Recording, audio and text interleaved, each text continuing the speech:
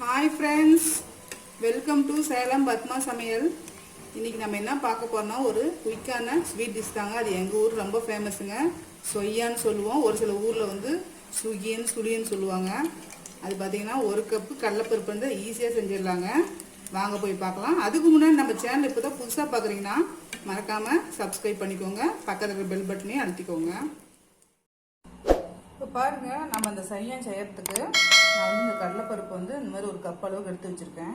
அதை வந்து குக்கரில் போட்டுக்கலாம். இதை கழுவிட்டு தண்ணி ஊற்றி ஒரு 3 விசில் வச்சு எடுத்துக்கலாம். கடலைப்பருப்பு பாருங்கள் வேக வச்சுட்டேன். இப்போ அது ரொம்ப 3 விசில் விட்டோம்னா இந்த அளவுக்கு தான் இருக்கணும். ஏன்னா நம்ம அப்படியே வந்து ஆட்டி தான் பண்ண போகிறோம். பாருங்கள், உடைச்சா உடையணும் அந்த அளவுக்கு இருக்கணும். ரொம்ப கொலைய வேக வச்சா நல்லா இருக்காது. இப்போ வந்து நம்ம மிக்சியில் போட்டு அரைச்சிக்கலாம். இது பார்த்திங்கன்னா ஒரு 4 ஏலக்காய். இது வந்து ஃபஸ்ட்டு நான் மிக்சியில் போட்டுக்கிறேன். இப்போ அதுக்கு பாருங்கள், வெல்லம் வந்து நம்ம எந்த கப்பில் வந்து கடலைப்பருப்பு எடுத்தோமோ அதே கப்பில் வெல்லம் வேணும். நான் வந்து அதுவும் மிக்சியில் போட்டு பொடிச்சிக்க போகிறேன்.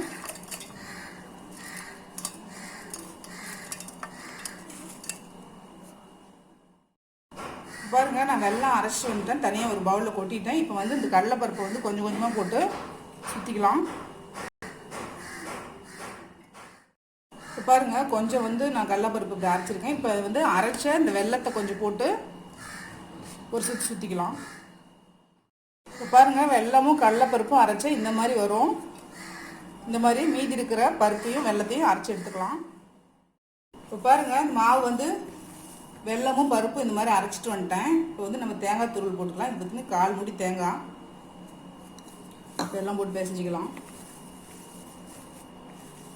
இது குழந்தைங்களுக்கு இப்படியே கூட சும்மா லட்டு மாதிரி கூட கொஞ்சம் பிடிச்சி தரலாம். நம்ம செய்யறதுக்கு முன்னாடி லைக் பண்ணி சாப்பிடுவாங்க.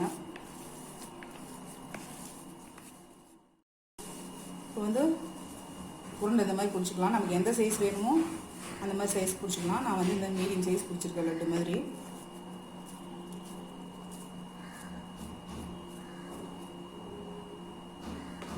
இந்த மாதிரி எல்லாமே பிடிச்சிக்கலாம். இப்போ பாருங்கள், நம்ம மேல் மாவு செய்கிறதுக்கு 1/4 கிலோ அளவுக்கு மைதா எடுத்து வச்சுருக்கேன். அதில் வந்து ஒரு 2 பிஞ்ச் அளவுக்கு ஆப்பச்சோடா எடுத்துக்கிட்டேன். கொஞ்சமாக உப்பு, ஒரு 1/4 டீஸ்பூன் கம்மியாக உப்பு போட்டுக்கலாம். போட்டு மிக்ஸ் பண்ணிக்கலாம்.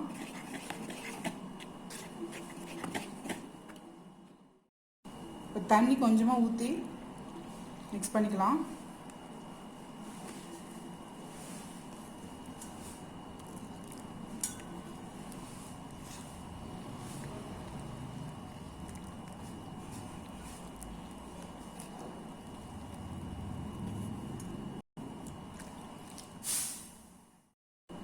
பாருங்கள், இந்த மாதிரி பிசைஞ்சிக்கணும்.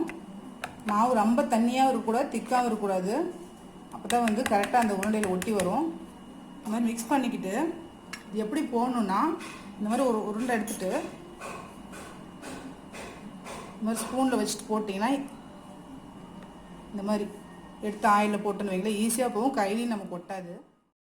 பாருங்கள், நான் ஒரு கடாயில் வந்து ஆயில் ஊற்றி வச்சுருக்கேன். ஆயில் ஹீட் ஆகிடுச்சு. கொஞ்சம் வந்து மீடியமாக பண்ணிக்கலாம் ஸ்டவ்வை. இப்போ வந்து நம்ம எடுத்து போட்டுக்கலாம்.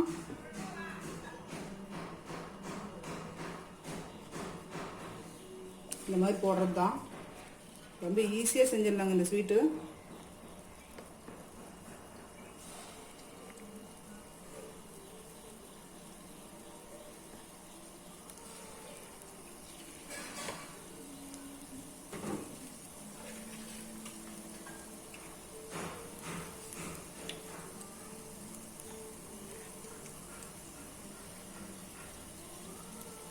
மீடியம் ஃப்ளேம்லேயே இருக்கணும், அது மட்டும் ஞாபகத்துலேயே வச்சுக்கோங்க. இப்போ திருப்பி விட்டுக்கிறேன் நான்.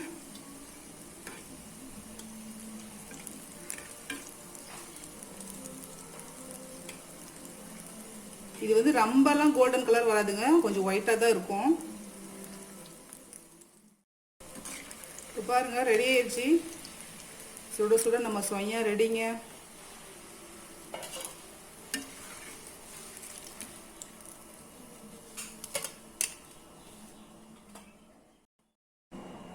இப்போ பாருங்கள், நம்ம செஞ்ச சொய்யா ரெடி ஆயிடுச்சுங்க. நல்லா டேஸ்ட்டாக டிஃப்ரெண்ட்டாக இருக்கும், ப்ரோட்டீன் ரிச்சு. குழந்தைங்களாம் செஞ்சு கொடுங்க. இந்த வீடியோ உங்களுக்கு பிடிச்சிருந்தாக்கா லைக் பண்ணுங்கள், ஷேர் பண்ணுங்கள், கமெண்ட் பண்ணுங்கள்.